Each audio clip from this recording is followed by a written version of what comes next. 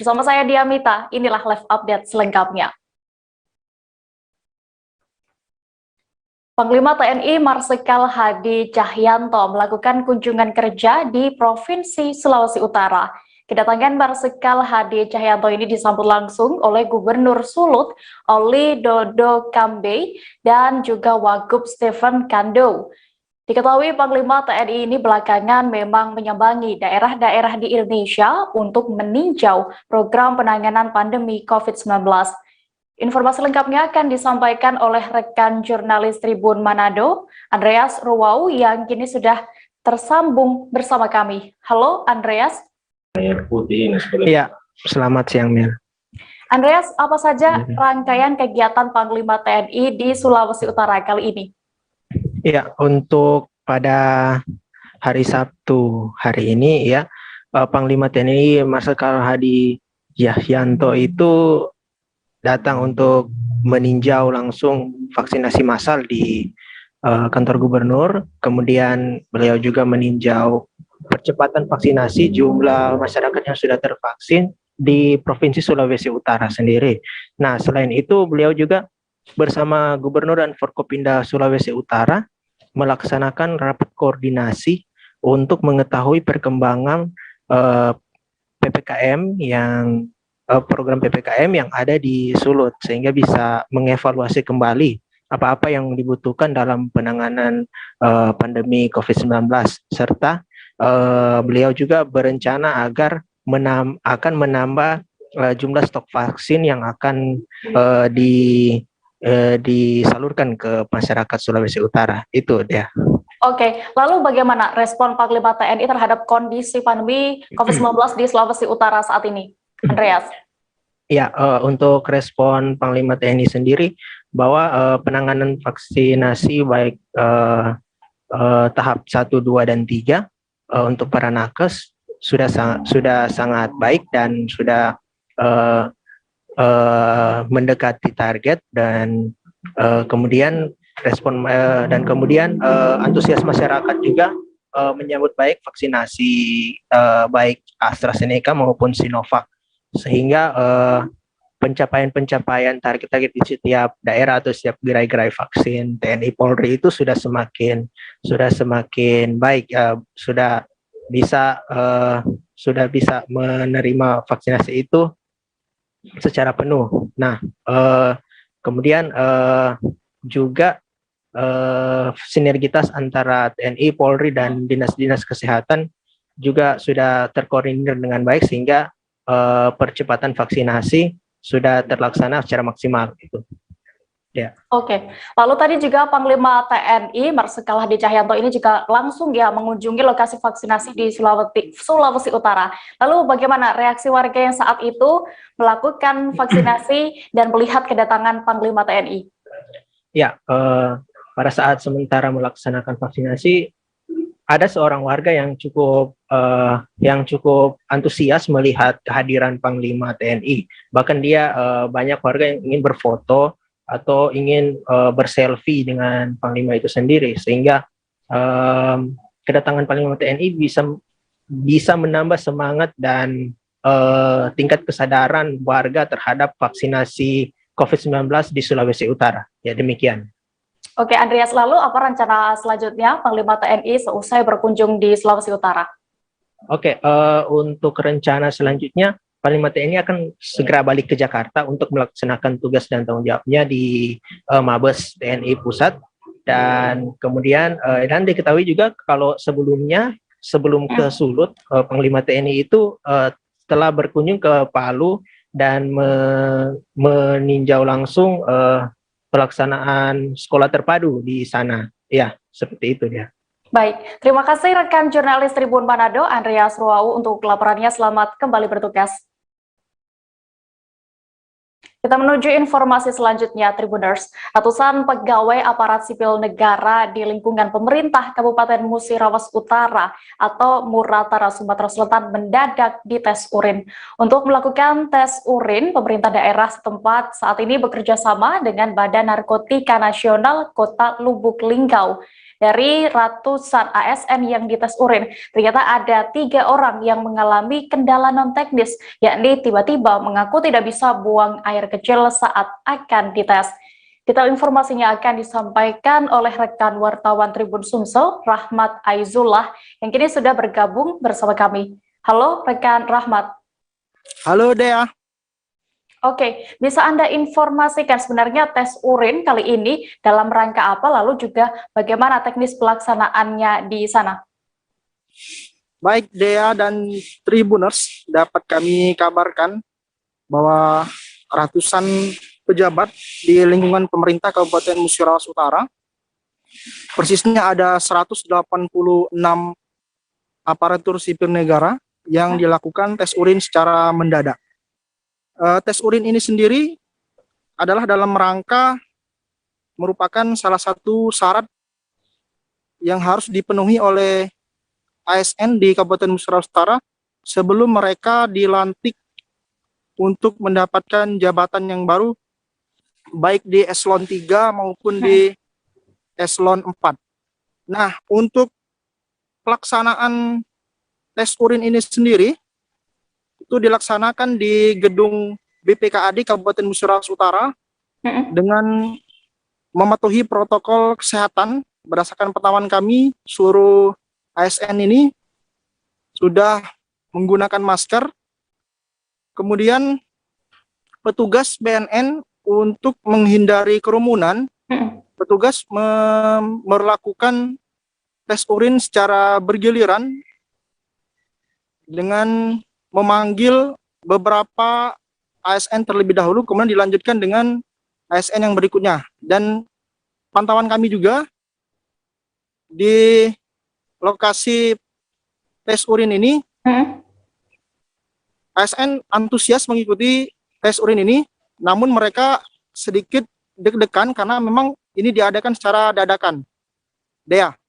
Oke, lalu apakah sudah ada hasil dari tes urin terhadap ratusan ASN di Pemkab Musirawas Utara ini? Dan juga tadi informasinya ada 3 yang sulit untuk buang air kecil. Bagaimana nantinya? Iya, Dea. Jadi Kepala BNN Kota Lubuk Linggau, AKBP Himawan Bagus Riyadi menyampaikan kepada kami dari 186 ASN yang sudah dites urin ini, memang ada 3 ASN yang tidak bisa dilakukan tes urin karena ada kendala teknis, maksud kami bahwa mereka tidak bisa mengeluarkan, maksudnya kami tidak bisa buang air kecil saat dilakukan tes. Nah, untuk 183 ASN lainnya itu sudah dinyatakan negatif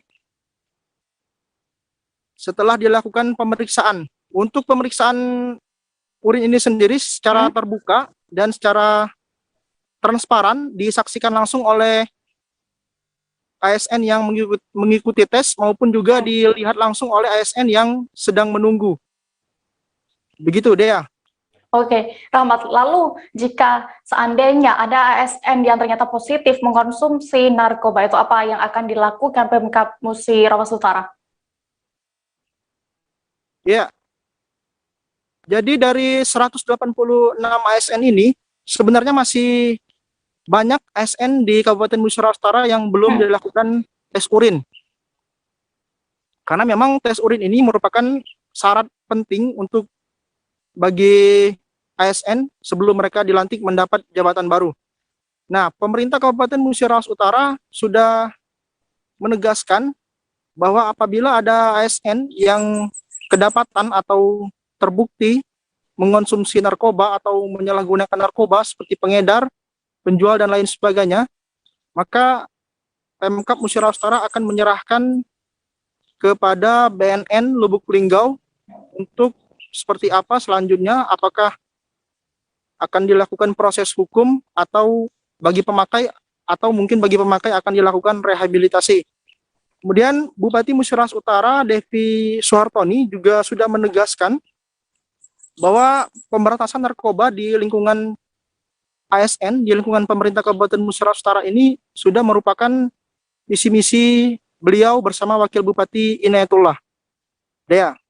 Baik, Tribuners, tadi rekan Rahmat sudah melakukan wawancara bersama Kepala BNN Lubuk Linggau, AKBP Himawan Bagus Riyadi. Berikut keterangannya. Disiplin ibu-ibu dari Pemkab Nusantara dengan Presiden ASN. Terima kasih.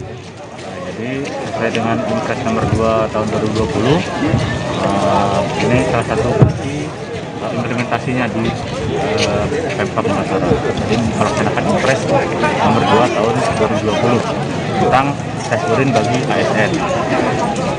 Jadi memang kegiatan ini dilakukan secara mendadak, memang tidak diberitahukan terlebih dahulu.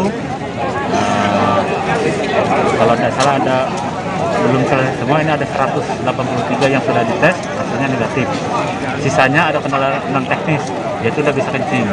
Kita tidak bisa paksakan, jadi nanti itu hasil terakhir, tapi tidak tahu setelah upacara ini laporannya belum masuk ke saya. Untuk masalah jumlah Kalau yang surat ke kami 186. Ya, 183 yang negatif. Nah, yang 3 belum bisa keluar belum bisa kencing maksudnya gitu.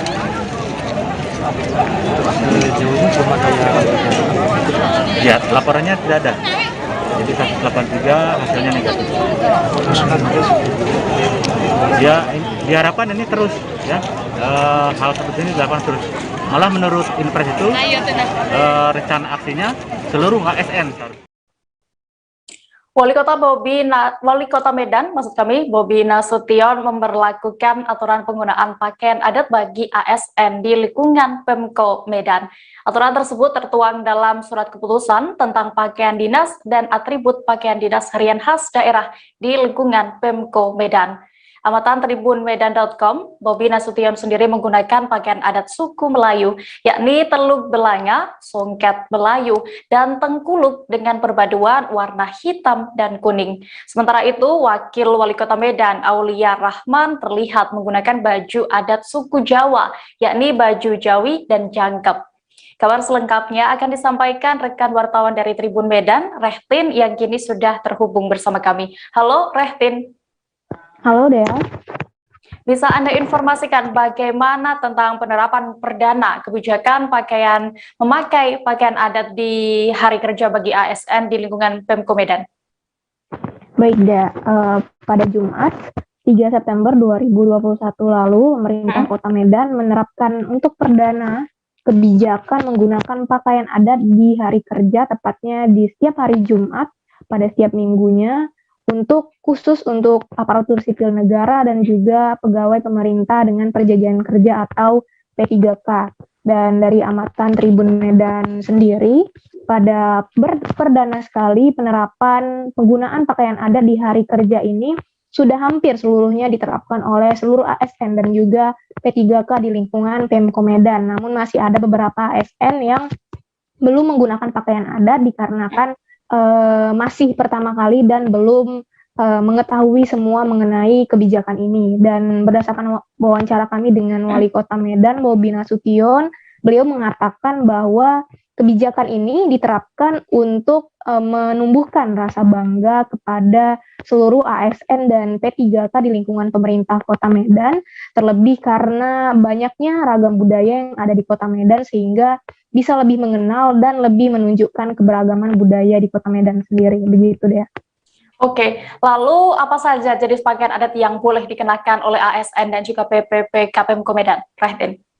Baik, kebijakan penggunaan pakaian adat di setiap hari Jumat untuk ASN dan P3K Pemko Medan ini dituangkan dalam surat keputusan yang dikeluarkan oleh Wali Kota Medan, Bobi Nasution, dan dalam surat keputusan itu ada 11 etnis yang diinstruksikan untuk digunakan pakaian adatnya oleh ASN dan PPPK Kota Medan, yaitu 8 diantaranya etnis berasal dari Sumatera Utara atau etnis asli, dan 3 diantaranya etnis pendatang. 8 etnis itu diantaranya ada suku Nias, suku Batak, Mandailing, Batak Toba, Karo, Pakpak, Dairi, dan 3 etnis pendatang itu ada etnis Jawa, etnis Aceh, dan juga etnis Padang atau Minangkabau. Dan Wali Kota Medan, Bobi Nasution sendiri mengatakan tidak ada pematokan ASN itu harus menggunakan pakaian adat yang mana dari 11 pakaian adat ini,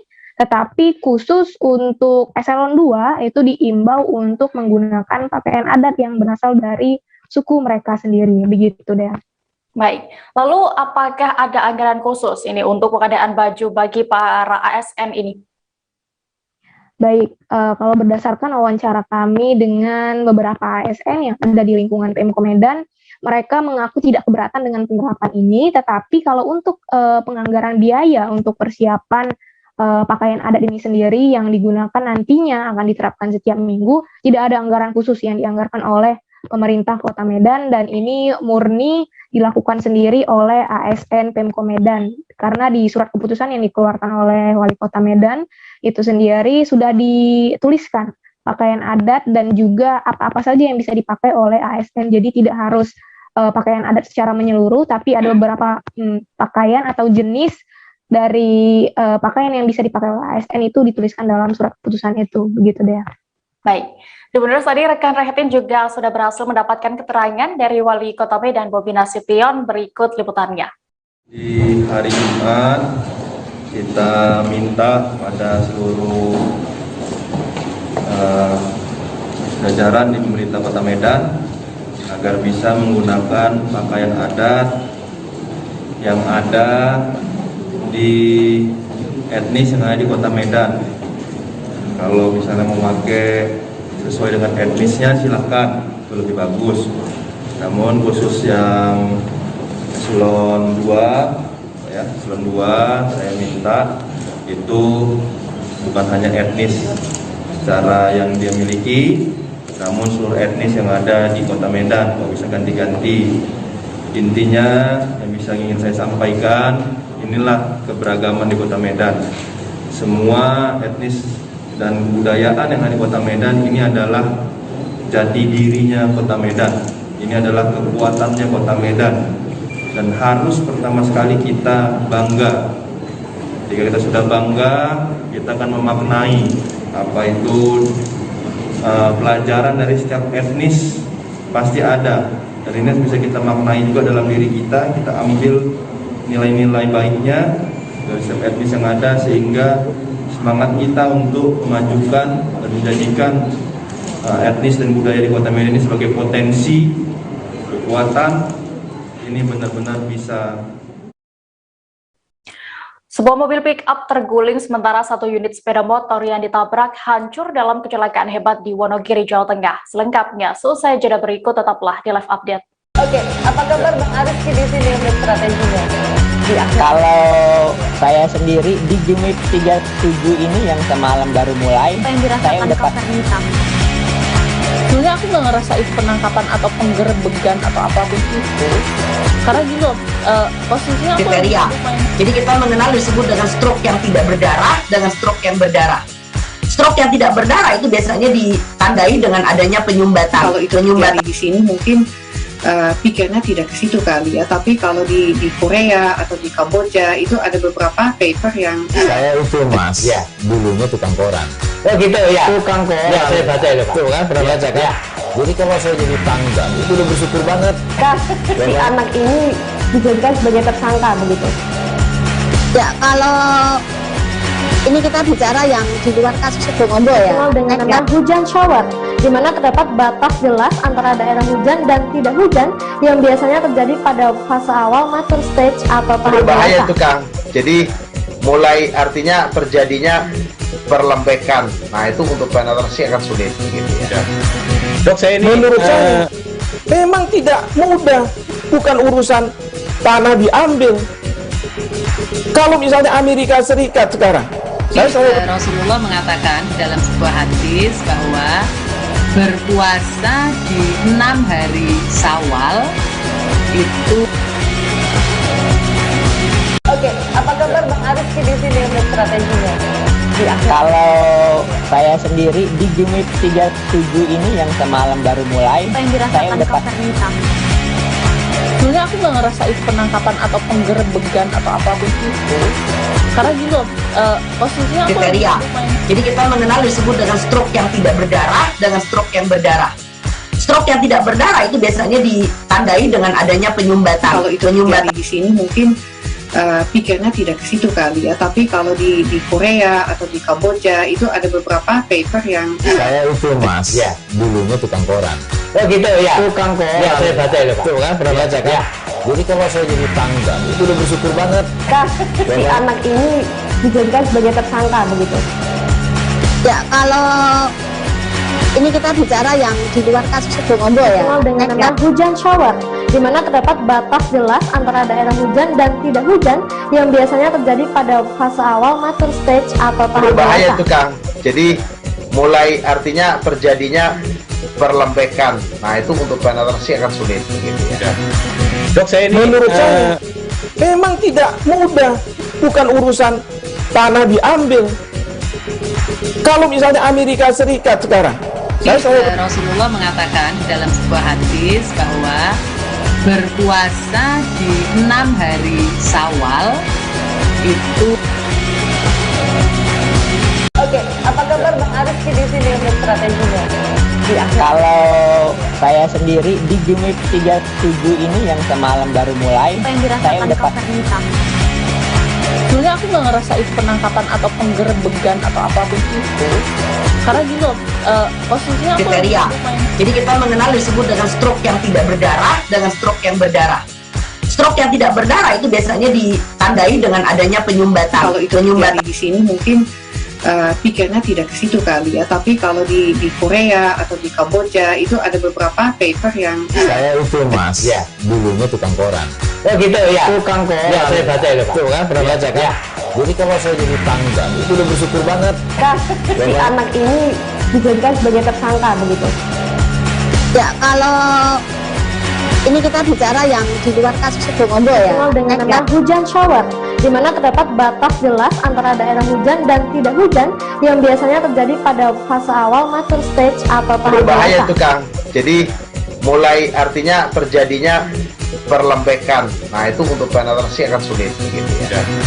Dok, saya ini menurut saya memang tidak mudah, bukan urusan tanah diambil. Kalau misalnya Amerika Serikat sekarang, Rasulullah mengatakan dalam sebuah hadis bahwa berpuasa di 6 hari Syawal itu. Oke, apa kabar Bang Arif di sini untuk strateginya? Kalau saya sendiri di Game Week 37 ini yang semalam baru mulai, Apa yang saya dirasakan udah Kapten Hitam? Sebenarnya aku nggak ngerasain penangkapan atau penggerebegan atau apapun itu, karena gini loh, posisinya aku Kriteria. Jadi kita mengenal disebut dengan stroke yang tidak berdarah dengan stroke yang berdarah. Stroke yang tidak berdarah. Kembali di live update, kita menuju ke kabar berikutnya Tribuners. Kecelakaan lalu lintas terjadi di Jalan Raya Ngadirojo, Sidoarjo, Jawa Tengah. Lantas itu tepatnya terjadi di Dusun Jatirejo, RT 1 RW 7, Desa Ngadirojo Kidul, Kabupaten Wonogiri. Kecelakaan itu melibatkan satu unit mobil pick-up Suzuki Futura dengan nomor polisi AD1772MI. Pick-up tersebut diketahui menyeruduk sepeda motor Suzuki Smash bernomor polisi AD2554GH. Untuk mengetahui lebih detailnya sudah bergabung bersama kami rekan jurnalis Tribun Solo, Erlangga Bima Sakti yang akan menyampaikan laporan. Halo rekan Bima. Iya, dia masuk. Bisa Anda informasikan, ceritakan bagaimana kronologi kecelakaan di Wonogiri ini terjadi kapan? Oh iya, untuk kronologi kecelakaan mobil pickup sama sepeda motor smash terjadi di Jalan Ngadirojo Sidoarjo, tepatnya di Dusun Jatirejo RT 1 RW 7 Ngadirojo Kidul, Kecamatan Ngadirojo. Terjadi pada Jumat tanggal 3 September jam sekitar pukul 14.20 WIB. Untuk kronologi, awalnya pickup dari arah timur menuju ke barat atau Sidoarjo menuju Ngadirojo. Sesampai di TKP, pickup itu mendahului kendaraan di depannya. Nah, di saat yang bersamaan, dari arah berlawanan itu ada sepeda motor smash itu yang melaju dari arah barat ke timur. Nah, karena jalan yang nggak terlalu lebar dan sama-sama cepat, jadi kecelakaan nggak bisa dihindarkan dan cukup keras sampai rusak parah motor itu. Oke Bima, jika dilihat dari video itu memang tadi mobil pick up sampai terguling dan dalam posisi miring, sementara sepeda motor juga hancur ya, hancur parah. Lalu bagaimana dengan kondisi seluruh korbannya? Untuk korban hanya dari pengendara sepeda motor, saat ini sedang dirawat di Rumah Sakit Medika Mulia. Menurut keterangan Kasat Lantas Polres Wonogiri hanya mengalami luka-luka di bagian tangan kiri. Untuk pengemudi pickup tidak ada luka-luka, hanya sudah dipulangkan ke rumahnya gitu. Lalu apakah tidak ada korban jiwa? Tidak ada korban jiwa. Baik, lalu apakah kondisi maksud kami apakah dua kendaraan itu tadi sudah dievakuasi oleh pihak kepolisian, dan juga bagaimana himbauan Kasat Lantas Polres Wonogiri terkait kecelakaan ini?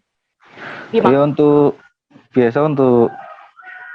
kendaraan yang terlibat dalam kecelakaan lalu lintas diamankan untuk sebagai barang bukti dan penyelidikan di kantor Satlantas Polres Wonogiri. Nah, untuk himbauan dari Kasat Lantas seperti biasa menghimbau masyarakat dalam berkendara selalu harus berhati-hati, apalagi di jalan yang tidak terlalu lebar. Nah, untuk di Ngadirejo itu kan memang jalannya nggak lebar, jadi apabila ingin mendahului harus hati-hati dulu, waspada, lihat jarak kendaraan di depan, kalau aman baru boleh mendahului untuk agar tidak terjadi hal-hal yang seperti ini. Begitu.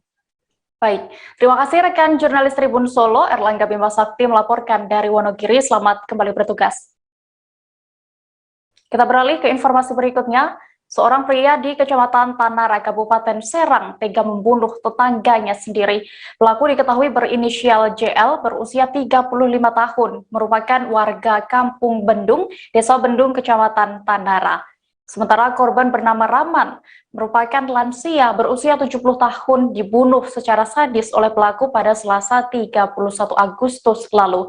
JL kini juga sudah diamankan pihak kepolisian beserta barang bukti, yakni kayu balok dan cangkul. Selengkapnya akan disampaikan rekan jurnalis Tribun Banten, Desi Purnamasari, yang kini sudah terhubung bersama kami. Halo Desi. Ya, halo Dea. Desi, bagaimana kronologi kejadian ini hingga akhirnya pelaku ini nekat menghabisi nyawa tetangganya sendiri? Ya, baik Dea. Sebelumnya kronologinya sudah disampaikan oleh Kapolres Serang, AKBP Yuda Satria. Ia menuturkan bahwa hal ini lantaran pelaku tidak terima terhadap korban, karena korban mengambil dan mencangkul di area tanah miliknya.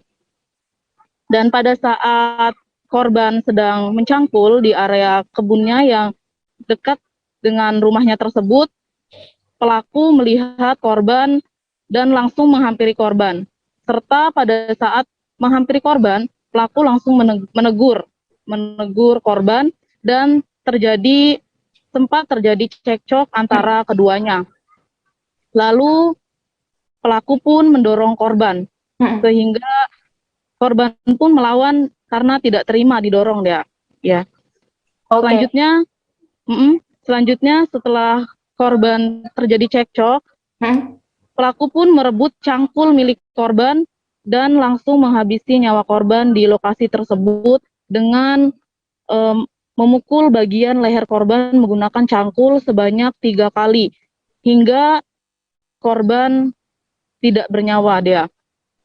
Oke, lalu ya baik Dea.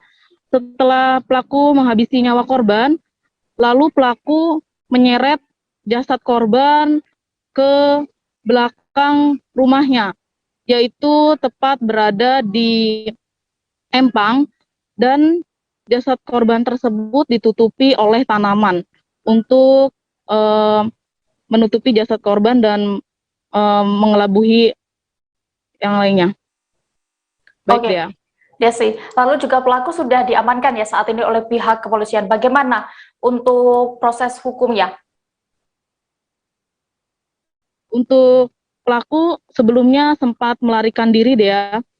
Sebelumnya pelaku sempat melarikan diri dan berhasil diamankan oleh Satreskrim Polres Serang, yakni diamankan di kediaman keluarganya yang berada di Kecamatan Carenang.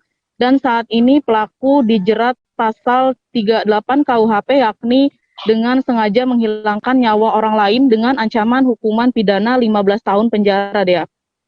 Baik, terima kasih. Tadi rekan Desi juga sudah berhasil mendapatkan keterangan dari JL, pelaku pembunuhan, dan juga Kapolres Serang AKBP Yuda Satria. Berikut liputannya untuk Anda. Pelaku itu merasa tidak senang karena korban mengambil tanah, mencampur tanah di samping area tanah pelaku. Kemudian di situ terjadi cekcok, kemudian korban itu mendorong pelaku sehingga pelaku akhirnya emosi. Karena emosi akhirnya pelaku juga berusaha mendorong korban, dan puncaknya ketika emosi dia merebut cakul milik korban, kemudian dipukulkan ke kepala korban sebanyak 3 kali. Nah, ini yang menyebabkan akhirnya korban meninggal dunia. Kakang sadar macul korban kan? Ya sadar nggak sadar lah, namanya juga ya. Kesel Kang ya? Iya, kesel gitu. Orang bukan orang juga begitu sih, di penghidup itu aja diomonginnya susah dong. Udah ngomelin pada tangga-tangga saya juga. Marah-marah? Iya. Ya, terus suka ngomelin susah lah apalah. Orang dia mah biasanya orang muda, dia orang tua menyadari saya juga ya kayak orang muda ya. Dia orang tua 1 kali 2 kali 3 kali enggak, saya enggak apa-apa. Bilang hayu aja. Itu makan macam deket nakal. Kapal patroli Hayabusa 3008 Ditpol Air Korpolairut Bahar Kampori berhasil menggagalkan penyelundupan hewan asal Malaysia. Ribuan ekor satwa jenis burung kacer didapati akan diselundupkan ke Republik Indonesia melalui Kabupaten Siak, Provinsi Riau. Seorang pembawa burung-burung ini pun berinisial R juga ikut diamankan. Dan informasi lengkapnya akan disampaikan oleh rekan wartawan Tribun Pekanbaru, Rizky Armanda, yang kini sudah tersambung bersama kami. Halo Rizky. Ya, halo Dea. Bisa Anda ceritakan bagaimana kronologi terungkapnya upaya penyelundupan ribuan burung kacar ini? Ya, baik. Dapat saya laporkan bahwa pengungkapan ini berawal dari adanya informasi yang diterima dari tim kapal patroli Hayabusa terkait dengan aktivitas bongkar muat mencurigakan di kawasan Pelabuhan Lalang, Kecamatan Sungai Apit, Kabupaten Siak, Provinsi Riau pada Kamis tanggal 2 September 2021 sekira pukul 7 pagi lalu. Atas adanya informasi ini, polisi lalu melakukan pengecekan ke lokasi. Ternyata benar saja di sana sedang dilakukan aktivitas bongkar muat, di mana ada puluhan keranjang yang setelah dicek ternyata berisi burung kacar sedang dipindahkan dari speedboat ke dalam sebuah mobil merek Toyota Innova, begitu rekan Dea. Oke, lalu saat diperiksa pihak kepolisian, apakah dipastikan tidak ada dokumen resmi kepemilikan burung-burung ini saat bongkar muat itu? Ya, betul sekali. Burung kacar yang dibawa dari Malaysia ini tanpa dilengkapi dengan dokumen yang sah dari Balai Karantina Hewan dan Tumbuhan berupa sertifikat kesehatan. Dan juga dari pembawa speedboatnya juga tidak melengkapi surat izin berlayar dari otoritas berwenang, begitu. Oke, apakah hal ini atau pelaku yang juga diamankan ini memang sudah sering melakukan penyelundupan dan akan dibawa kemana biasanya ribuan burung ini? Ya, berdasarkan hasil pemeriksaan yang dilakukan pihak kepolisian, memang pelaku inisial R ini sudah 6 kali melakukan kegiatan serupa. Rencananya burung-burung ini setelah dibawa dari Malaysia dan singgah di Kabupaten Siak akan dibawa via jalur darat menuju Provinsi Lampung, begitu. Oke, Rizky, lalu bagaimana dengan nasib burung-burung ini selanjutnya? Iya, untuk 1.200 ekor burung kacer sendiri juga sudah diserahkan pihak kepolisian ke Balai Besar Konservasi dan Sumber Daya Alam Provinsi Riau. Biasanya memang setelah disita, hewan-hewan yang masih hidup akan dilepas liarkan kembali ke habitatnya untuk pelestarian gitu. Baik, Tribuners, Rizky tadi juga sudah mewawancarai Komandan KP Hayabusa, Ibda Febrian Widi Lestanto, berikut keterangannya. Menindaklanjuti informasi tersebut, kami segera menurunkan tim 5 orang untuk melaksanakan lidik di daerah perairan Sungai Apit. Setelah tim melaksanakan lidik, terlihat gerakan speedboat yang mencurigakan pada keesokan harinya, tepat hari Kamis tanggal 2 September 2021 pukul 7.30, dicurigai sebuah speedboat tanpa nama yang sandar di pelabuhan dermaga Sungai Apit. Kemudian kami tim patroli kapal polisi Hayabusa di Pol Airut Korporat Bakampori melaksanakan pemeriksaan dan ditemukan 1.500 burung berjenis kacer tanpa dilengkapi dengan surat kesehatan karantina. Dan juga setelah dilakukan pemeriksaan secara mendalam, speedboat tersebut tidak ada izin berlayar dari Syah Bandar. Terus untuk tujuannya mau dibawa kemana burung tersebut, Bang? Setelah kami gali informasi, menurut dari pengakuan dari tersangka, rencana burung akan dibawa menuju Lampung. Terus selanjutnya, Bang, burung akan dibawa kemana, Bang? Ya, selanjutnya burung akan dibawa ke Lampung dan akan dijual, diedarkan di daerah Lampung. Untuk harga sendiri per ekornya berapa, Bang? Untuk harga sendiri, pengakuan dari tersangka dijual dengan harga 165.000 di daerah Lampung. Oke, Bang, nama lengkap, Bang? Nama lengkap tersangka? Nama Bang? Nama Abang siapa, Bang? Oh ya, nama saya Ibda Febrian Widi Lestanto. Beralih ke Jawa Tengah, Tribuners. Ribuan pelajar setingkat SMA, SMK di wilayah Kabupaten Pekalongan menjalani vaksinasi massal pada hari ini, Sabtu 4 September. Sebelum diberikan vaksin, mereka terlebih dahulu diminta untuk menjalani rapid test antigen. PLT Dindikbud Kabupaten Pekalongan, Haryanto Nugroho, mengatakan bahwa kegiatan ini akan meningkatkan dan memperbaiki data capaian vaksinasi, khususnya pelajar di Kabupaten Pekalongan. Sehingga ia pun berterima kasih kepada jajaran TNI yang telah mengerahkan pasukan untuk melakukan gerebek vaksin di sekolah-sekolah di sana.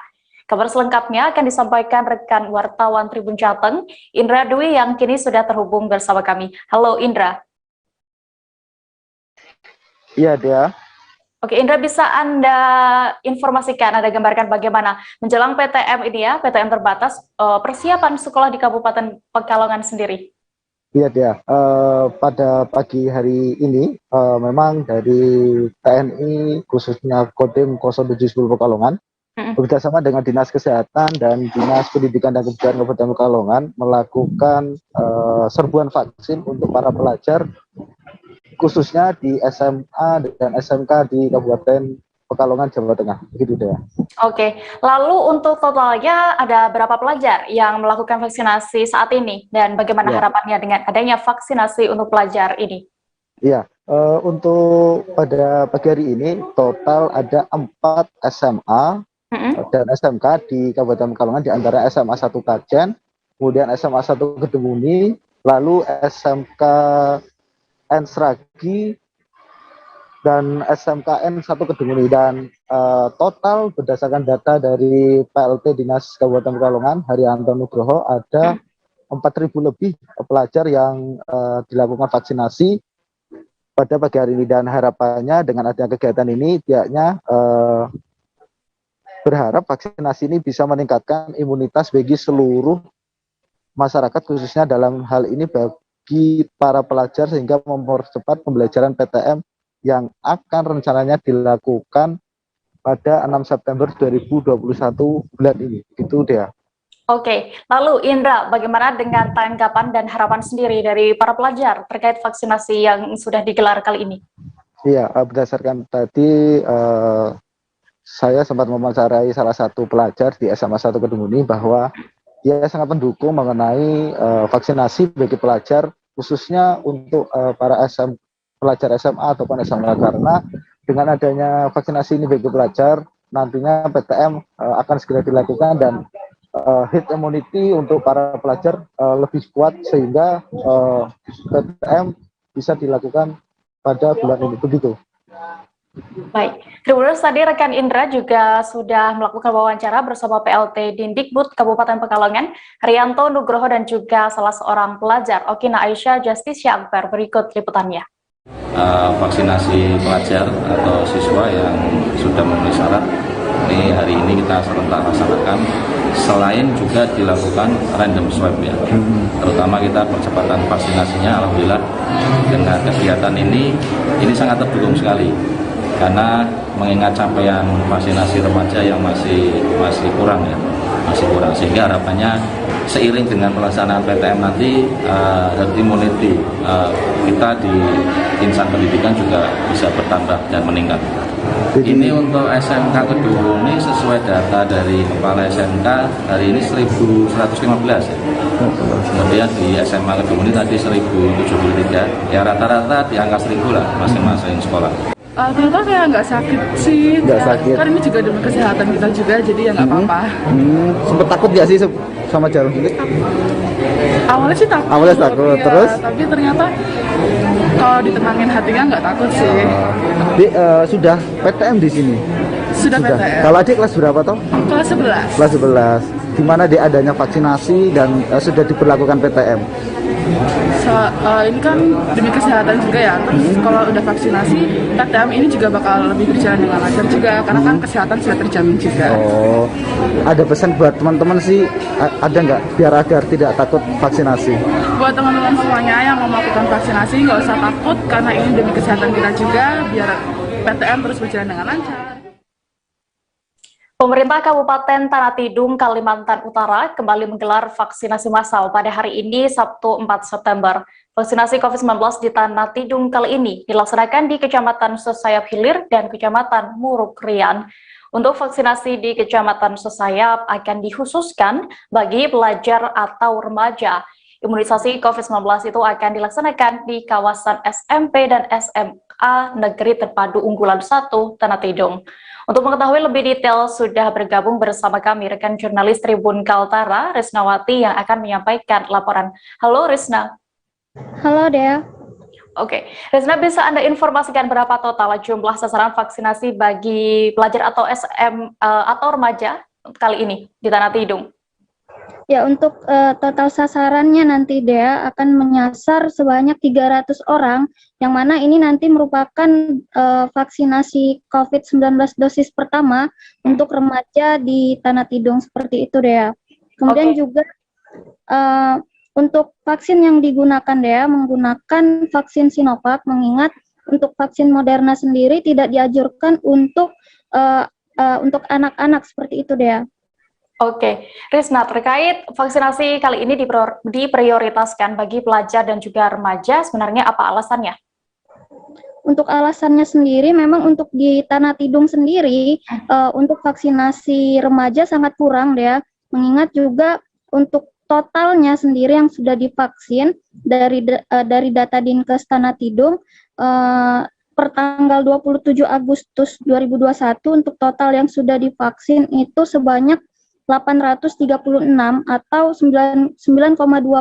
Ini untuk vaksin dosis pertama Dea. Sedangkan untuk yang sudah menyelesaikan dosis keduanya baru mencapai 134 atau 3,13%, seperti itu Dea.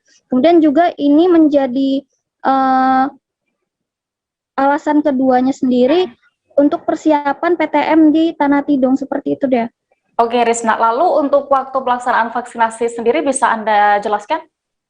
Untuk vaksinasi sendiri nanti akan dilaksanakan pada Senin tanggal 6 September 2021. Pelaksanaannya sendiri nanti akan dilaksanakan di kawasan SMA dan SMP Terpadu Unggulan 1 Tanah Tidung. Kemudian juga nantinya akan dilaksanakan selama 2 hari Dea, seperti itu.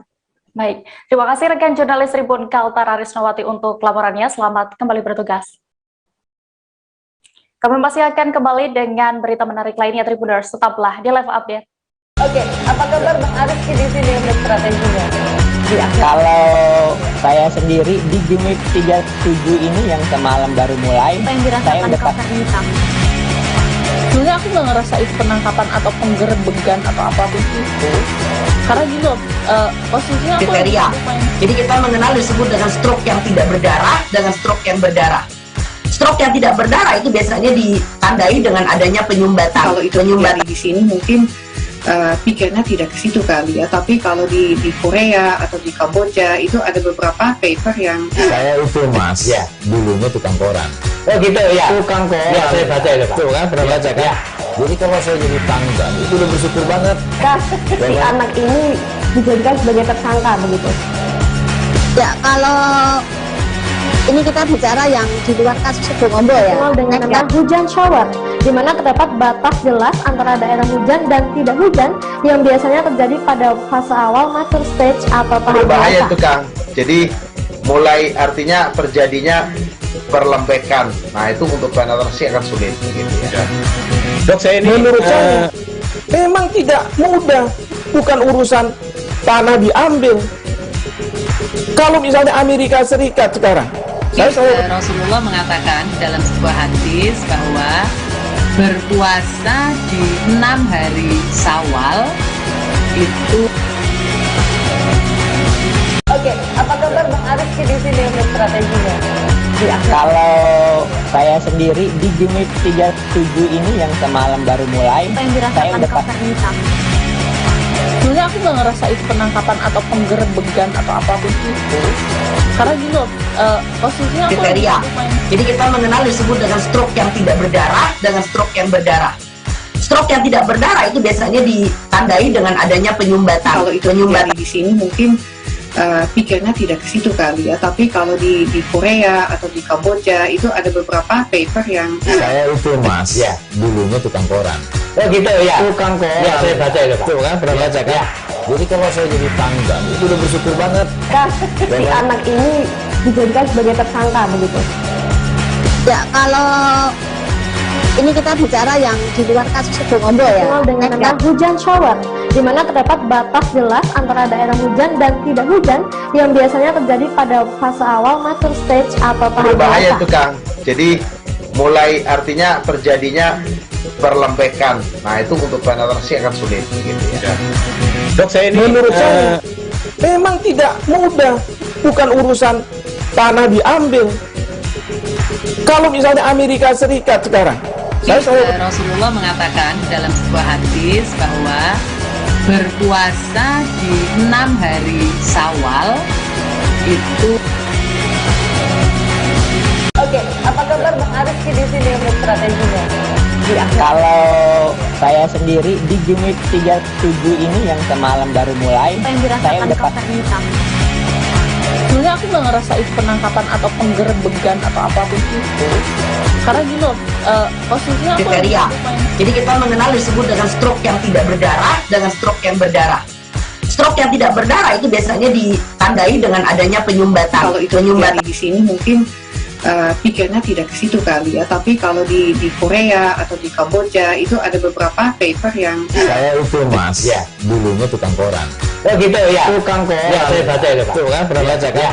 Jadi kalau saya jadi tanggal itu udah bersyukur banget. Si anak ini dijadikan sebagai tersangka begitu.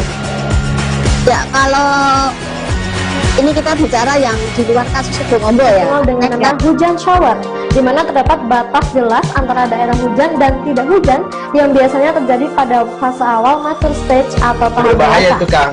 Jadi mulai artinya terjadinya perlembekan. Nah itu untuk penetrasi akan sulit gitu ya. Dok, saya ini menurut saya memang tidak mudah, bukan urusan tanah diambil.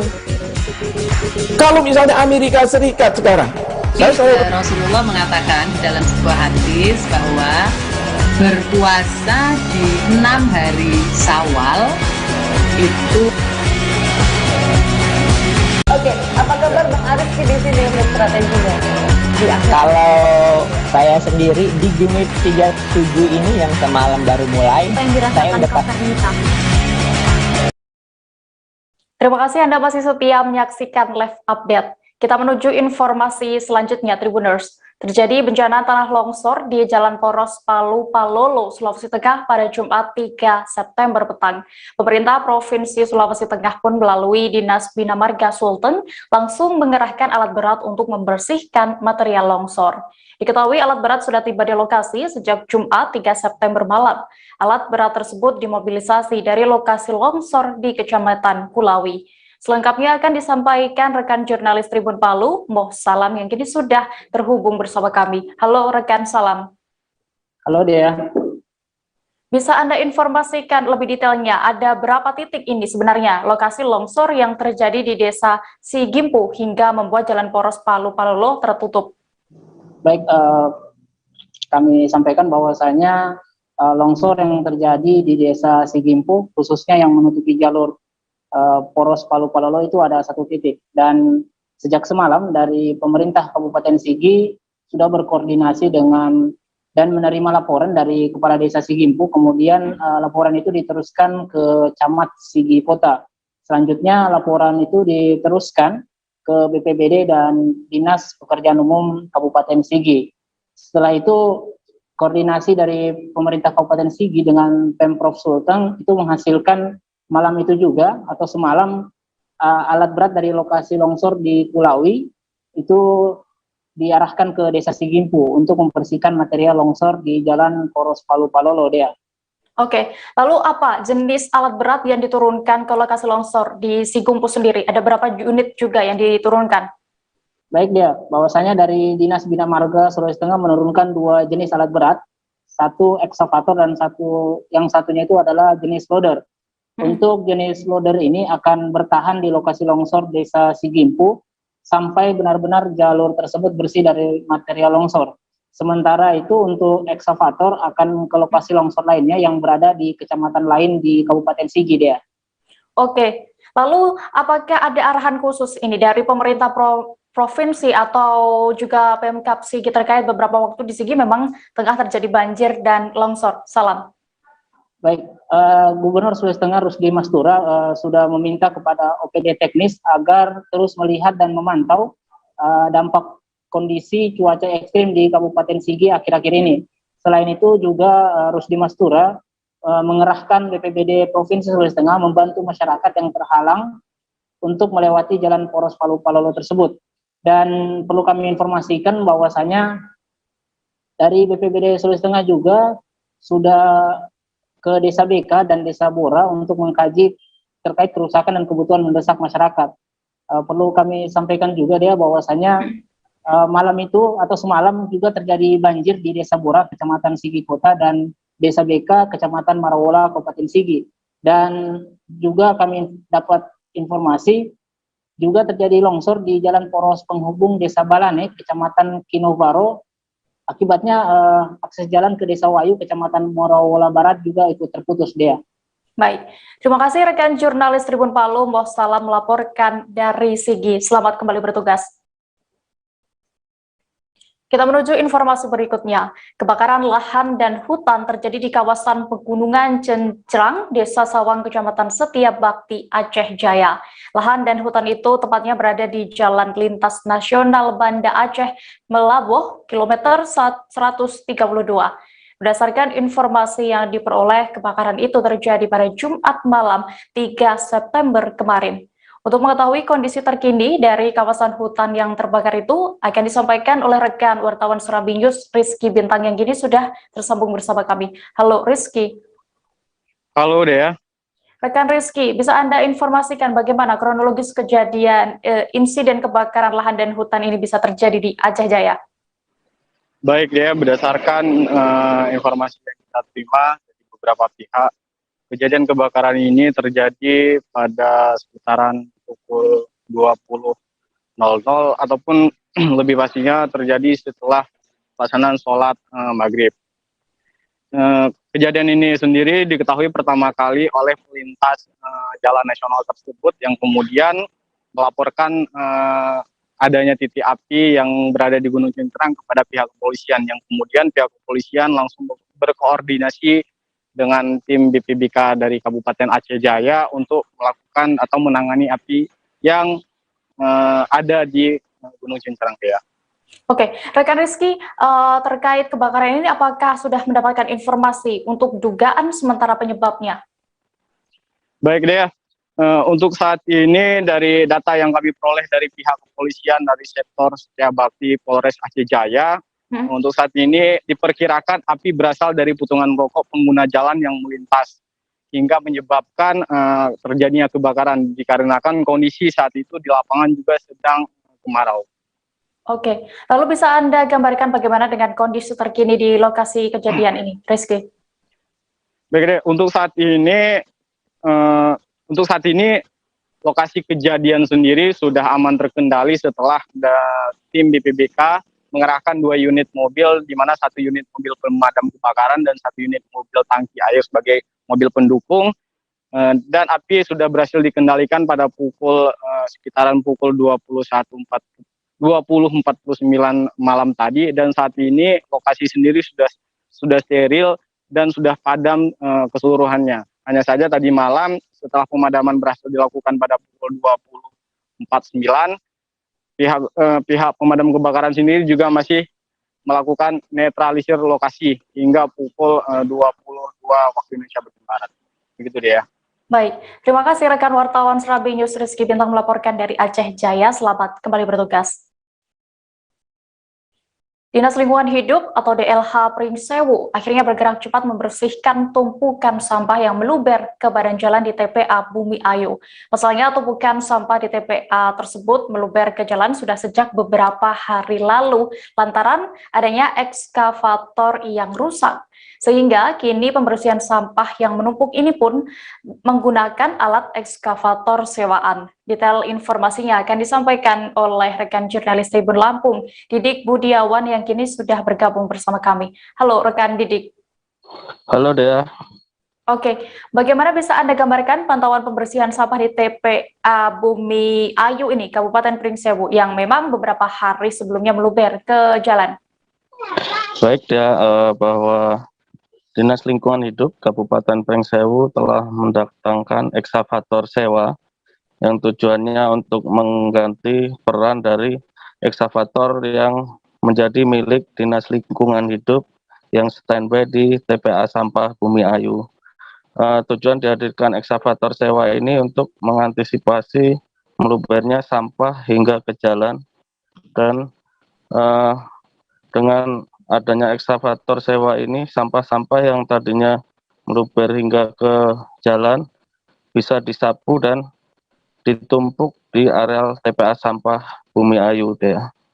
Oke, Didik, berdasarkan pantauan Anda, bisa Anda gambarkan kondisi terkini apakah pengendara motor atau yang memang mereka yang melintasi jalan sudah bisa melewati di sana? Oke, Dea. Dengan adanya ekskavator sewa ini, sampah yang tadinya menumpuk hingga ke badan jalan telah berhasil dibersihkan sejak Jumat pukul 14.00 WIB kemarin, sehingga masyarakat yang melintas di badan jalan itu dapat leluasa lewat, dan armada sampah yang tadinya tidak masuk ke areal TPA sampah kini sudah bisa masuk dan membuang sampah di lokasi TPA Sampah Bumi Ayu Kabupaten Pringsewu, Dea. Oke, Didik, informasinya juga sebelumnya memang ekskavator milik DLH sendiri rusak karena ada bagian yang hilang. Lalu bagaimana perkembangannya? Apakah sudah dilaporkan ke pihak kepolisian atau bagaimana? Oh ya, Dea. Dengan adanya hilangnya alat vital dari ekskavator Dinas Lingkungan Hidup ini, pihak UPT TPA Bumi Ayu sudah melaporkan ke kepolisian di Kabupaten Pringsewu. Laporan ini dilakukan sejak alat itu diketahui hilang pada tanggal 3 Agustus 2021 kemarin. Dan saat ini dari pihak kepolisian masih terus melakukan penyelidikan terkait dengan hilangnya komponen ekskavator milik Dinas Lingkungan Hidup Kabupaten Pringsewu, Dea. Baik, terima kasih rekan jurnalis Tribun Lampung, Didik Budiawan, untuk laporannya. Selamat kembali bertugas. Kita akan jeda lagi Tribuners dan kembali dengan kisah inspiratif dari Bribtu Era, seorang anak sopir ekspedisi yang kini bertugas di Sudan. Selesai jeda berikut, tetaplah di Live Update. Oke, apa kabar Bang Aris di sini untuk strateginya? Kalau saya sendiri di Jumip 37 ini yang semalam baru mulai, saya udah sebenarnya aku nggak ngerasa itu penangkapan atau penggerebegan atau apapun itu, karena gini loh, posisinya aku kriteria. Jadi kita mengenal disebut dengan stroke yang tidak berdarah dengan stroke yang berdarah. Stroke yang tidak berdarah itu biasanya ditandai dengan adanya penyumbatan. Kalau itu terjadi di sini mungkin pikirnya tidak ke situ kali ya, tapi kalau di Korea atau di Kamboja itu ada beberapa paper yang Saya itu Mas, ya dulunya tukang koran. Oh gitu ya. Tukang koran. Ya, saya baca itu Pak. Tuh kan, pernah baca kan? Ya. Jadi kalau saya jadi tanggal, itu udah bersyukur banget. Si anak ini dijadikan sebagai tersangka begitu. Ya, kalau ini kita bicara yang di luar kasus Situbondo ya. Dengan nama hujan shower, di mana terdapat batas jelas antara daerah hujan dan tidak hujan yang biasanya terjadi pada fase awal mature stage atau tahap Berbahaya dewasa. itu Kang. Jadi mulai artinya terjadinya perlembekan. Nah itu untuk penetrasi akan sulit. Gitu ya. Dok, saya ini menurut saya memang tidak mudah, bukan urusan tanah diambil. Kalau misalnya Amerika Serikat sekarang, Rasulullah mengatakan dalam sebuah hadis bahwa berpuasa di 6 hari Syawal itu. Oke, apa kabar Bang Arif di sini untuk strateginya? Kalau saya sendiri di Jumip 37 ini yang semalam baru mulai, saya udah sebenarnya aku nggak ngerasa itu penangkapan atau penggerebegan atau apapun itu, karena gini loh, posisinya aku kriteria. Jadi kita mengenal disebut dengan stroke yang tidak berdarah dengan stroke yang berdarah. Stroke yang tidak berdarah itu biasanya ditandai dengan adanya penyumbatan. Kalau itu terjadi di sini mungkin pikirnya tidak ke situ kali ya, tapi kalau di Korea atau di Kamboja itu ada beberapa paper yang Saya itu Mas, ya dulunya tukang koran. Oh gitu ya. Tukang koran. Ya, saya baca itu Pak. Tuh kan, pernah baca kan? Ya. Jadi kalau saya jadi tanggal, itu udah bersyukur banget. Si anak ini dijadikan sebagai tersangka begitu. Ya, kalau ini kita bicara yang di luar kasus Situbondo ya. Dengan nama hujan shower, di mana terdapat batas jelas antara daerah hujan dan tidak hujan yang biasanya terjadi pada fase awal mature stage atau tahap Berbahaya dewasa. itu Kang. Jadi mulai artinya terjadinya perlembekan. Nah itu untuk penetrasi akan sulit. Gitu ya. Dok, saya ini menurut saya memang tidak mudah, bukan urusan tanah diambil. Kalau misalnya Amerika Serikat sekarang, Rasulullah mengatakan dalam sebuah hadis bahwa berpuasa di 6 hari Syawal itu. Oke, apa kabar Bang Arif di sini untuk strateginya? Kalau saya sendiri di Jumip 37 ini yang semalam baru mulai, saya udah sebenarnya aku nggak ngerasa itu penangkapan atau penggerebegan atau apapun itu, karena gini loh, posisinya aku kriteria. Jadi kita mengenal disebut dengan stroke yang tidak berdarah dengan stroke yang berdarah. Stroke yang tidak berdarah itu biasanya ditandai dengan adanya penyumbatan. Kalau itu terjadi di sini mungkin pikirnya tidak ke situ kali ya, tapi kalau di Korea atau di Kamboja itu ada beberapa paper yang Saya itu Mas, ya dulunya tukang koran. Oh gitu ya. Tukang koran. Ya, saya baca itu Pak. Tuh kan, pernah baca kan? Ya. Jadi kalau saya jadi tanggal, itu udah bersyukur banget. Si anak ini dijadikan sebagai tersangka begitu. Ya, kalau ini kita bicara yang di luar kasus Situbondo ya. Dengan nama hujan shower, di mana terdapat batas jelas antara daerah hujan dan tidak hujan yang biasanya terjadi pada fase awal mature stage atau tahap Berbahaya dewasa. itu Kang. Jadi mulai artinya terjadinya perlembekan. Nah itu untuk penetrasi akan sulit. Gitu ya. Dok, saya ini menurut saya memang tidak.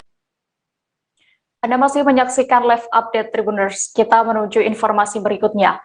Kabar duka datang dari dunia musik Indonesia, yakni gitaris grup band Burger Kill, Ebens, meninggal dunia. Kabar meninggalnya Ebens Burger Kill ini awalnya beredar luas lewat pesan berantai yang diterima awak media pada Jumat 3 September kemarin. Pemakaman gitaris Burger Kill ini dilaksanakan hari ini pada Sabtu 4 September pagi tadi. saat pemakaman berlangsung satu persatu dari pihak keluarga menabur bunga. Para personel lain dari Burger Kill menjadi perwakilan pertama saat menabur bunga. Kabar selengkapnya akan disampaikan rekan wartawan dari Tribun Jabar, Kemal Setia Permana yang kini sudah terhubung bersama kami. Halo Kemal. Halo, selamat siang. Kemal, bisa Anda informasikan di mana lokasi dan juga bagaimana tadi suasana pemakaman dari personel dari band Burger Kill ya, Evans? Ya. Oke, rekan Tribuners dimanapun berada bisa dikabarkan bahwa pemakaman gitaris Burger Kill, Evans ini dilakukan di pekarangan rumahnya di Jalan Gemuruh, Kota Bandung. Jadi memang ketika tadi malam terjadi ada kabar berantai soal meninggalnya Evans ini, memang ini bisa dikonfirmasi dan ternyata memang benar.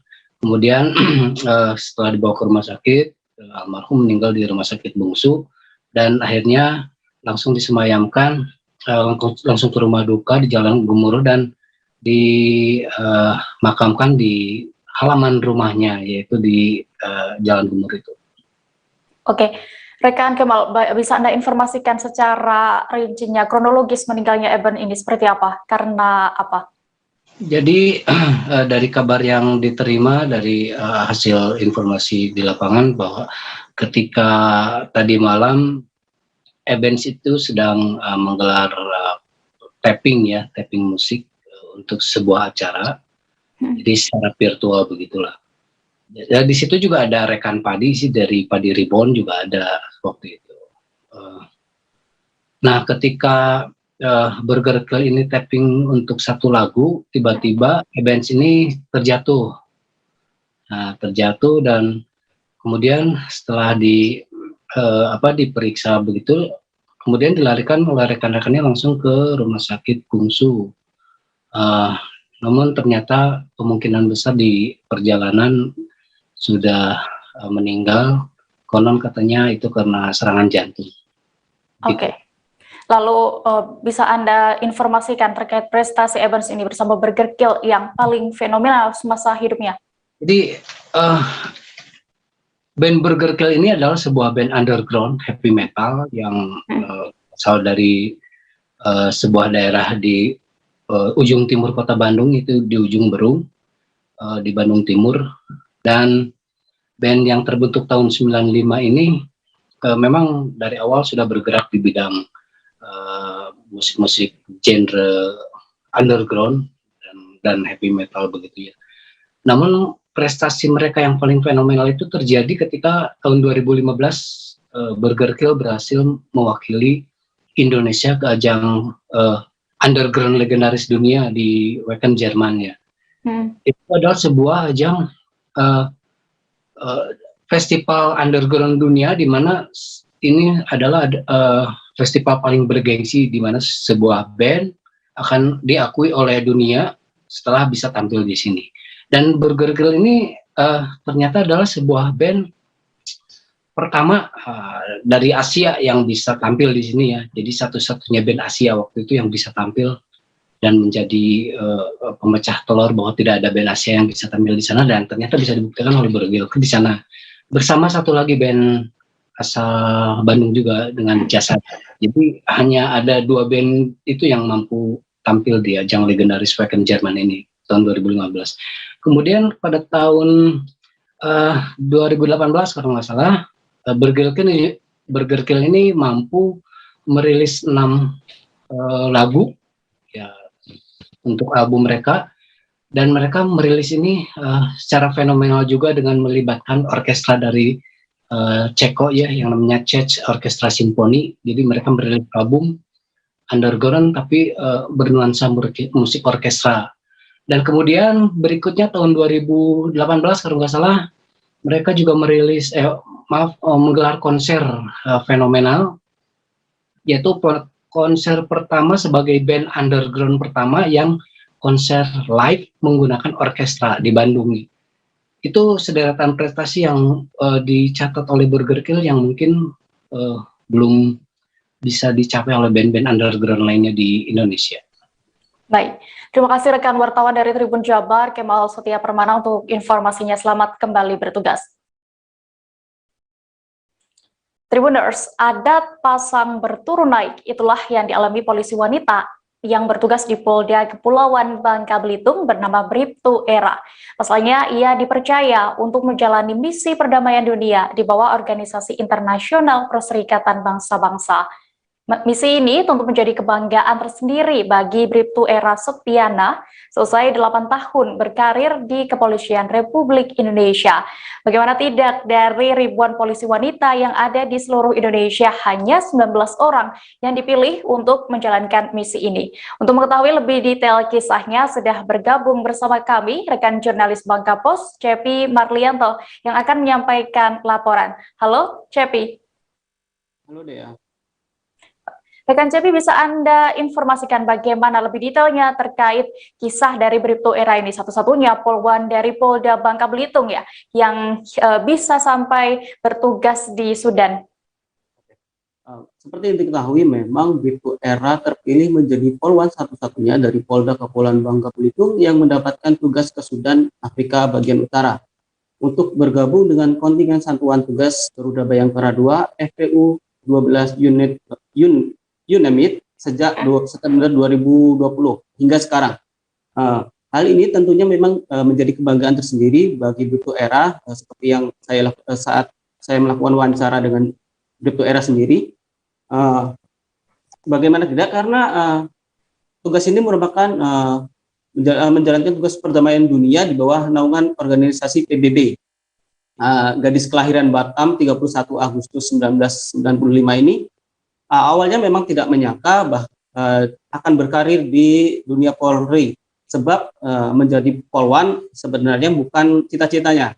Apalagi Bribtu Era sendiri hanyalah anak dari seorang sopir dan ibunya sendiri merupakan seorang penjual sayur. Sejak lulus sekolah menengah atas 2013 silam, Bribtu Era sebenarnya ingin melanjutkan ke perguruan tinggi. Akan tetapi karena keterbatasan biaya, anak ketiga dari 4 bersaudara ini urung melanjutkan niatnya untuk masuk ke perguruan tinggi. Dari hal tersebut, Bribtu Era sendiri disarankan kedua orang tuanya untuk masuk tes Bintara Polri. Dan akhirnya pada 13 Desember 2013, Bribtu Era sendiri dilantik menjadi polisi di Sepolwan Ciputat, Tangerang, Banten.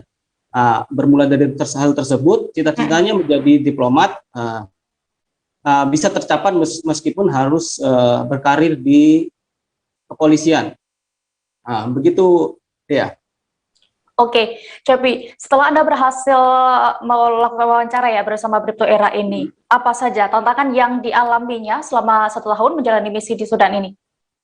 Baik deh. Untuk tantangan sendiri, seperti dikatakan Bribtu Era, memang banyak sekali tantangan yang dialami. Terutama pertama, polisi yang memang Bribtu Era sendiri yang merupakan polisi umum dari Ditreskrim Khusus Polda Kepulauan Bangka Belitung ini sejak September 2020 lalu mengalami banyak sekali tantangan, seperti halnya kesulitan dalam berkomunikasi dengan masyarakat sekitar.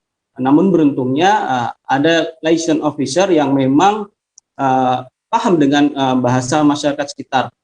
Begitu juga dengan perbedaan iklim menjadi perhatian serius. Memang di saat musim panas, seperti yang diketahui di Sudan sendiri, suhunya bisa mencapai 40 derajat Celcius. Belum lagi jika suhu masuk pada musim dingin, suhunya bisa mencapai hingga minus 2 derajat Celcius.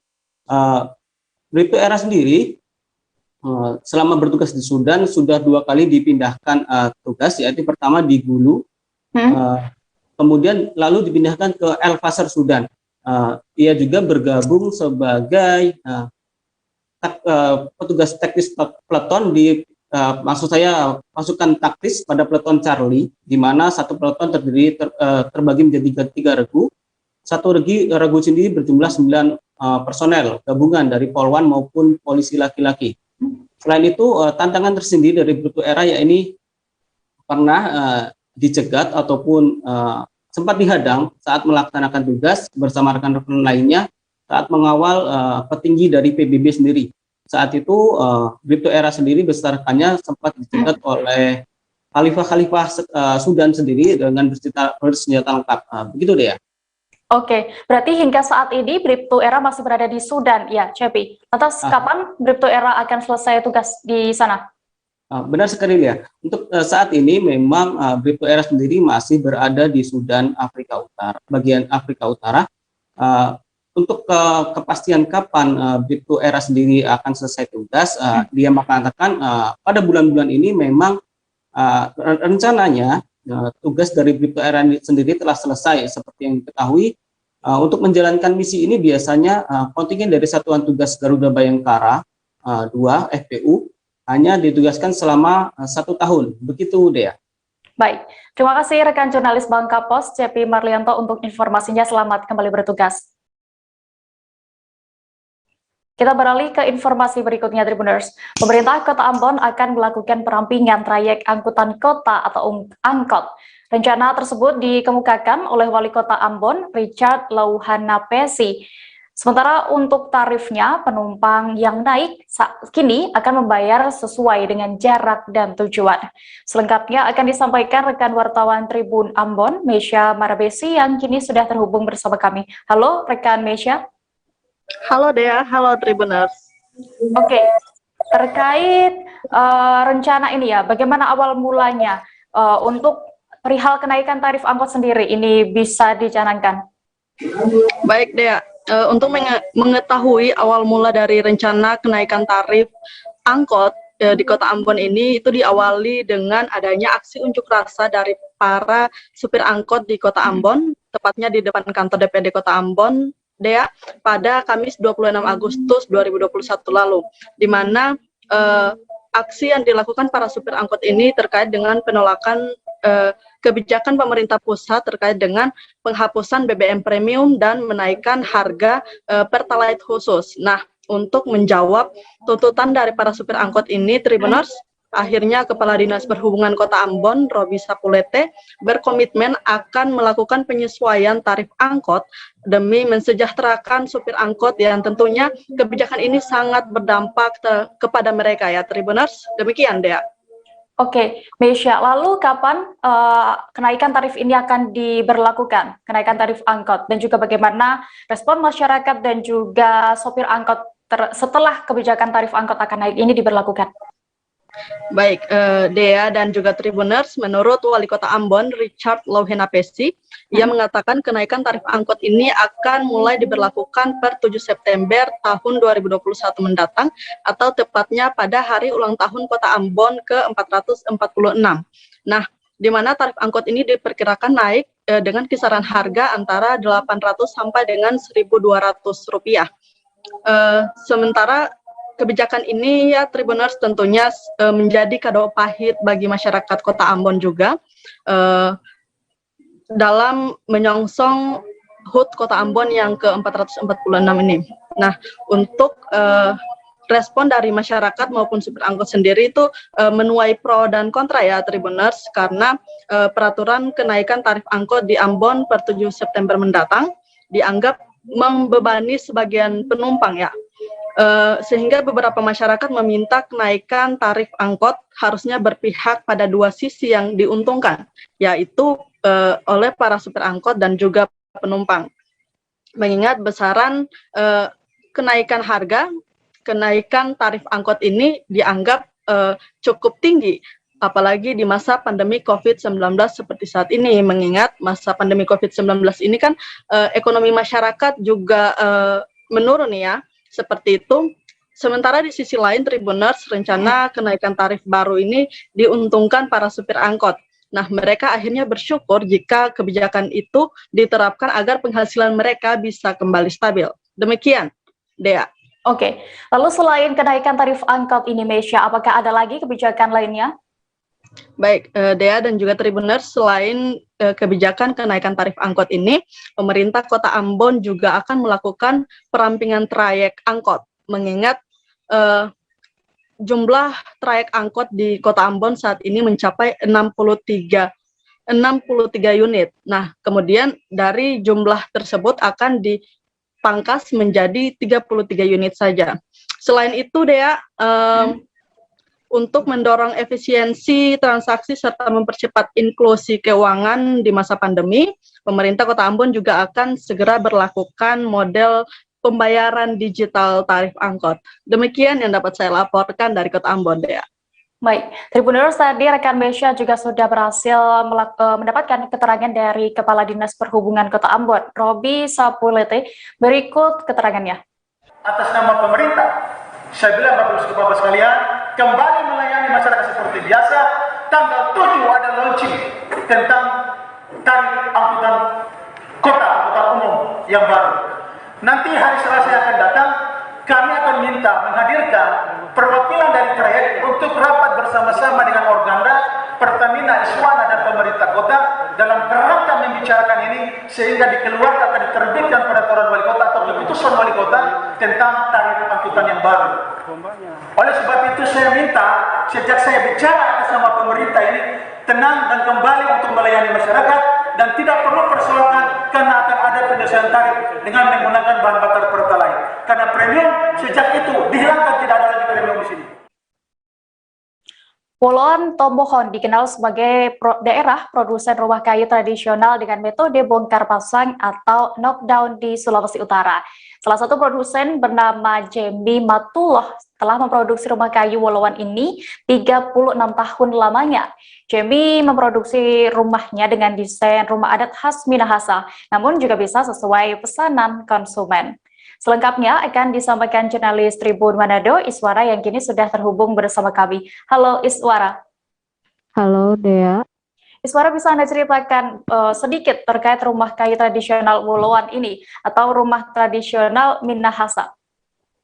Nah, kalau untuk rumah kayu Woloan sendiri itu adalah merupakan salah satu rumah adat atau rumah tradisional Minahasa yang bentuknya sama, sebenarnya hampir mirip dengan rumah adat dari suku lainnya, yaitu rumah panggung yang tahan bencana seperti gempa dan banjir. Nah, tapi rumah adat Woloan ini itu dibangun sesuai dengan sistem bongkar pasang atau knockdown. Jadi nanti rumah itu bisa dibongkar terlebih dahulu jika ingin dikirimkan ke tempat jauh, seperti itu. Nah, pembangunannya sendiri itu bahan materialnya yang digunakan itu adalah biasanya rumah kayu atau biasanya adalah kayu besi atau kayu cempaka yang memang kokoh, seperti itu dia.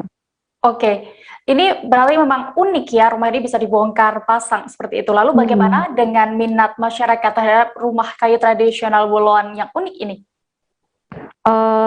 Kalau minatnya sendiri itu sampai sekarang masih cukup tinggi, terutama di luar daerah seperti di Sulawesi Selatan, itu seperti di Bulukumba dan di Toraja. Nah, kalau di Bulukumba sendiri kan saat ini memang sedang menggalakkan destinasi wisata dan menggunakan rumah kayu Woloan ini sebagai misal tempat nongkrong, gardu tempat nongkrong begitu di tempat-tempat wisata. Tapi peminatnya juga ada yang dari tambang emas. Nah, biasanya kalau tambang emas ini digunakan untuk mes-mes pekerjanya, seperti itu, dan bahkan juga diminati sampai ke Bali, seperti itu deh. Nah, kalau untuk saat ini karena sedang di tengah pandemi, sebenarnya tadi sempat wawancara Pak Jembi Matullah, beliau mengatakan bahwa tidak terpengaruh oleh pandemi, hanya saja para pengrajin rumah kayu Woloan ini bisa menyesuaikan dengan budget dari masing-masing konsumen, seperti jadi enggak biasanya kan kalau rumah kayu Woloan ini di kisaran harga sekitar 80 juta sampai 500 juta, tapi karena di tengah pandemi ini banyak masyarakat yang kesulitan secara ekonomi, jadi pihak pengrajin rumah kayu sendiri bisa menyesuaikan dari konsumen, begitu deh. Oke, Iswara, ini tadi juga memang peminatnya banyak ya, dan bahkan sampai ke Bali juga. Lalu bagaimana biasanya proses pengiriman rumah kayu tradisional Woloan ini? Kalau proses pengirimannya sendiri biasanya setelah rumah kayu woloannya nanti jadi, itu akan dibongkar kembali. Jadi setiap kayu itu sudah ada penomorannya dan jadi nanti tinggal dipasang lagi. Jadi untuk pengirimannya rumah kayu dibongkar itu dimasukkan ke dalam kontainer yang nanti dikirimkan melalui jalur darat dan laut. Lalu untuk pembongkarannya sendiri nanti di lokasi biasanya para pengrajin mengirimkan kembali pekerjanya untuk memasang kembali rumah kayu woloan di lokasi. Seperti itu deh ya. Baik, Tribuners, tadi rekan Iswara juga sudah mewawancarai pengrajin rumah kayu tradisional Woloan, Cemi Matullah, berikut keterangannya.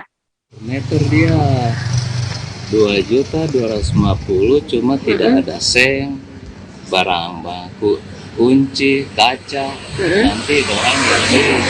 Oh, jadi yang pembeli pesan sendiri. Lain kalau rumah pribadi ya, hanya tahu diri dekat ini orang sehingga tanya orang bilang ya begini dia harga begitu. Pengaruh nggak ke ininya penjualan rumahnya? Kalau penjualan ya cuma tergantung orang. Kalau misalnya bapak yang singgah, kalau misalnya dia tawar begini cuma tergantung ke kita. Kalau boleh kasih kita hitung persoalan boleh mau kasih begitu. Informasi tadi sekaligus menutup perjumpaan kita dalam live update siang ini, Tribuners. Jangan lupa untuk terus memperbaharui kabar terupdate lainnya di seluruh kanal YouTube Tribun Network. Terakhir, Tribuners, lantaran masih di tengah pandemi, kami kembali mengingatkan kepada Anda untuk selalu menerapkan protokol kesehatan dimanapun berada. Dan mewakili kru yang bertugas, saya Diamita pamit. Terima kasih dan sampai jumpa. Jangan lupa like, subscribe, dan share ya!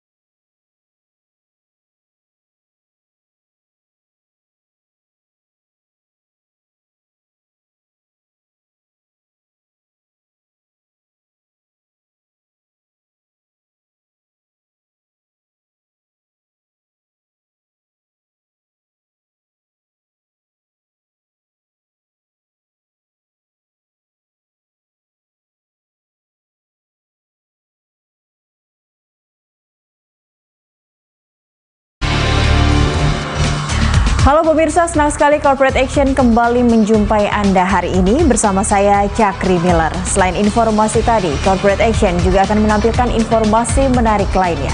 Pada sesi dialog, kita akan membahas optimisme Adira Finance bersama Direktur Utama Adira Finance, Hafid Hadeli.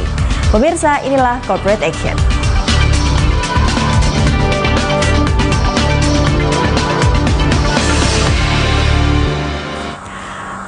Adira Finance membidik target pembiayaan baru 24 triliun rupiah tahun ini. Perseroan akan menggenjot kanal pemasaran digital.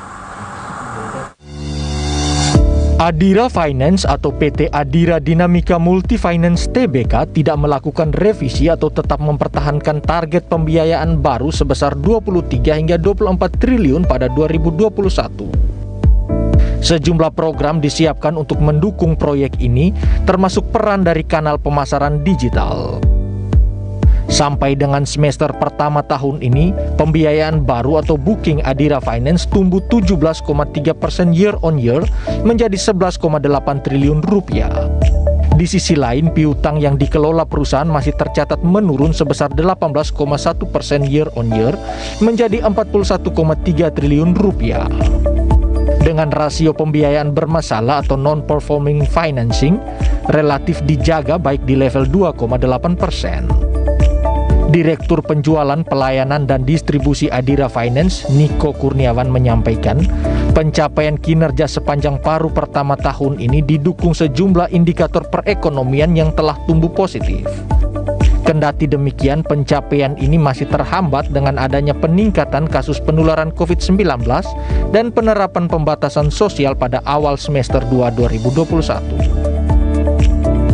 Niko memaparkan, sampai Juni 2021 pihaknya telah melakukan restrukturisasi pembiayaan mencapai 19 triliun rupiah kepada sekitar 831 ribu kontrak.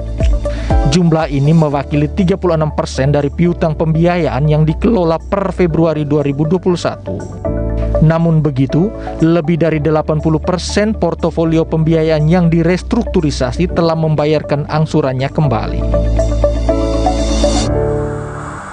Adira Finance menyiapkan sejumlah strategi untuk bisa mencapai target pembiayaan tahun ini, mulai dari pemasaran lewat kanal digital hingga pameran virtual yang bakal diselenggarakan kembali pada tahun ini. Selain itu, perseroan akan melakukan kampanye penjualan bersama pihak dealer, baik produk otomotif maupun non-otomotif, seperti dana tunai secara langsung di wilayah-wilayah tertentu. Direktur SDM dan Marketing Adira Finance, Suandayani Gunadi, mengungkapkan pihaknya memang tidak mengubah target tahun ini dengan terus melakukan inovasi produk dan program. Pendekatan yang banyak dilakukan melalui kanal digital diharapkan bisa menarik minat pelanggan untuk kembali mengajukan pembiayaan melalui Adira Finance. Walaupun saat ini bisnis digital masih di level 10 hingga 15%, tetapi manajemen mengaku sudah on the right track. Pengguna aktif aplikasi Adiraku mencapai 750.000 dan diyakini akan terus meningkat sejalan dengan kebutuhan di tengah pembatasan sosial. Di samping itu, pelanggan aktif perseroan tercatat sebanyak 2,1 juta dengan 57% diantaranya adalah milenial. Dilihat dari jenis produk pembiayaan, sebesar 83% adalah pembiayaan terkait otomotif dan sisanya sebesar 17% adalah pembiayaan non-otomotif. Loyalitas Adira Point. Dengan memberikan poin yang bisa digunakan untuk mengurangi pembayaran angsuran, PT Adira Dinamika Multifinance Tbk atau Adira Finance resmi menggelar Adira Virtual Expo AVE 2021.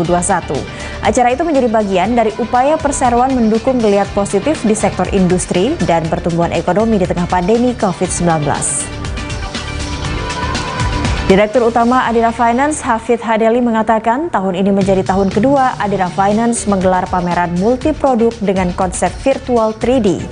AVE 2021 hadir untuk melayani seluruh masyarakat Indonesia yang sedang mencari solusi keuangan dalam memenuhi kebutuhannya. AVE 2021 mengusung tema Seamless Customer Experience. Para pengunjung secara daring langsung disediakan informasi mengenai beragam produk portofolio Adira Finance, baik otomotif maupun non-otomotif. Perseroan turut menggandeng mitra dealer terpercaya, agen pemegang merek, APM ternama, produk asuransi pilihan, termasuk informasi paket kredit yang ditawarkan. Adira Finance selalu optimistis bisnis harus terus berjalan agar perekonomian bangsa terus melaju.